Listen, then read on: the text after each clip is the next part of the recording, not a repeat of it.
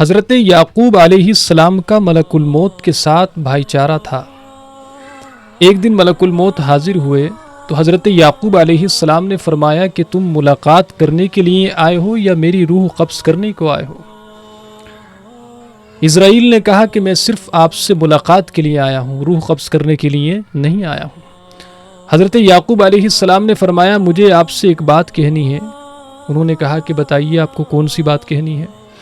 حضرت یعقوب علیہ السلام نے فرمایا کہ جب میری موت کا وقت قریب آ جائے اور تم میری روح قبض کرنے کے لیے آنے والے ہو تو مجھے پہلے سے آگاہ کر دینا، بتا دینا۔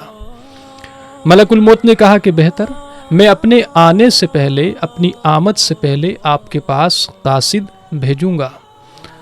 حضرت یعقوب علیہ السلام کی جب موت کا وقت جب قریب آیا اور ملک الموت جب آپ کی روح قبض کرنے کے لیے آئے تو حضرت یعقوب علیہ السلام نے فرمایا کہ تم نے تو وعدہ کیا تھا کہ تم اپنی آمد سے پہلے قاصد بھیجو گے۔ ملک الموت نے کہا کہ جی ہاں، میں نے ایسا ہی کیا تھا۔ ملک الموت نے کہا کہ آپ کے بال سیاہ سے سفید ہو گئے، یہ میرا پہلا قاصد تھا۔ آپ کے بدن کی چستی، توانائی، ایکٹیونیس ختم ہو گئی، یہ میرا دوسرا قاصد تھا۔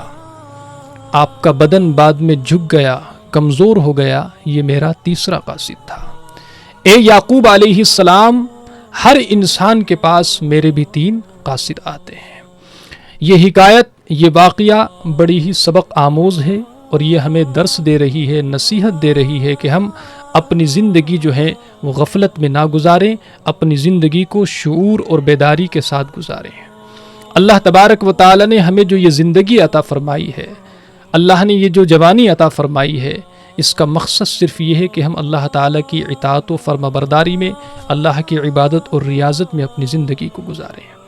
غفلت میں جو زندگی گزاری جاتی ہے بعد میں سوائے شرمندگی کے اور کچھ نہیں ہوتا ہے۔